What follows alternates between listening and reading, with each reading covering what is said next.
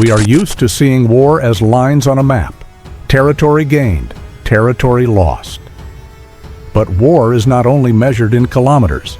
Sometimes the most revealing moments happen after the shooting slows, when troops arrive and civilians respond, not always with fear, not always with resistance, sometimes with calm. This reaction is rarely explained, often dismissed, or simplified. In this video, we examine what those moments actually mean, not through slogans, but through civilian reality.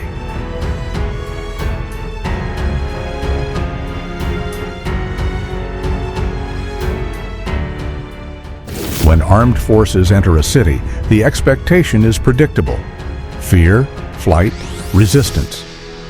But reality on the ground does not always follow expectation. In several occupied areas, footage shows civilians staying put, watching, approaching, sometimes speaking, sometimes accepting aid. These scenes confuse outside audiences because they break the standard script of war. For civilians, the arrival of troops is not an ideological event, it is a practical one. Will the shelling stop? Will the power return? Will roads open again? In prolonged conflicts, people do not calculate geopolitics, they calculate risk. And when daily survival becomes the priority, reactions shift from emotion to function. This is the first disconnect between narrative and reality.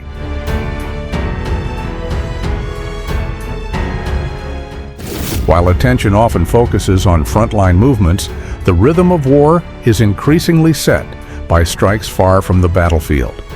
In recent weeks, attacks have continued across multiple regions. Missiles, drones, infrastructure targets, power stations disrupted, substations damaged, urban areas pushed into darkness again. For civilians, these strikes redefine priorities.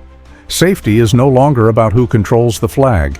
It is about whether electricity stays on through the night, whether heating systems survive winter, whether hospitals can function without interruption. Each new strike reinforces uncertainty. And in this environment, civilian behavior adapts. When fighting intensifies, people shelter. When it pauses, people assess. Not politically, but practically.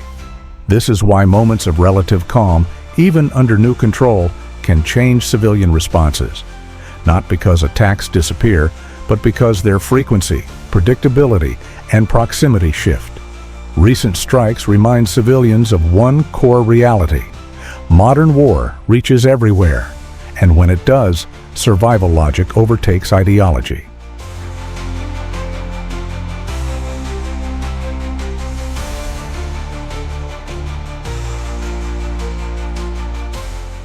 Modern warfare is not only fought with firepower, it is managed through control.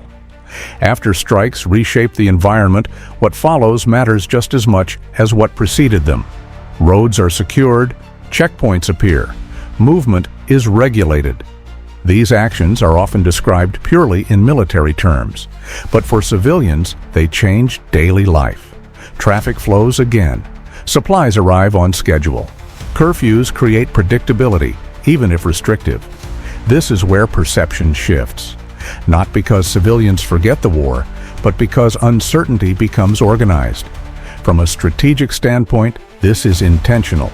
Control over territory today depends on managing routines, electricity schedules, logistics access, public order.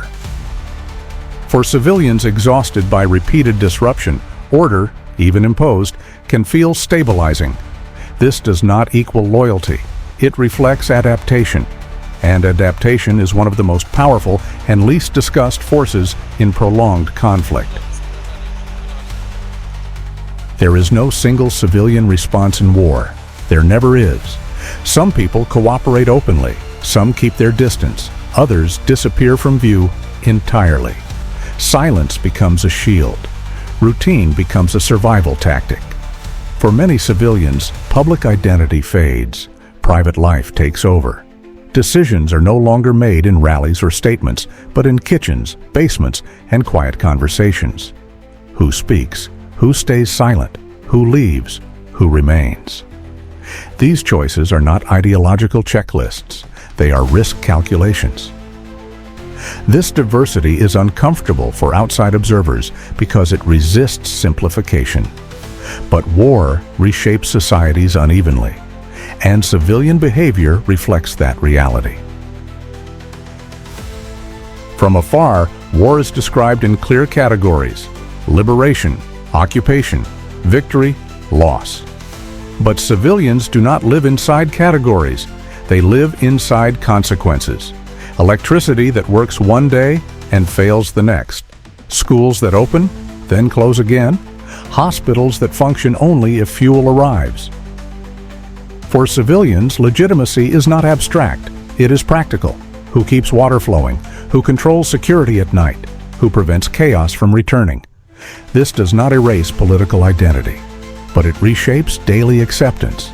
And in long conflicts, acceptance often matters more than symbolism. These civilian dynamics do not stay local. They scale upward. Periods of reduced resistance allow consolidation. Supply routes stabilize. Administrative systems take root. This creates time, and time is strategic currency. Meanwhile, the opposing side faces a dilemma: how to reverse control without deepening civilian suffering. Modern warfare is no longer decided only by momentum. It is shaped by what happens after momentum slows. Control today is not only about force, it is about managing life under pressure. And in prolonged wars, the side that organizes stability often gains an advantage that maps do not show.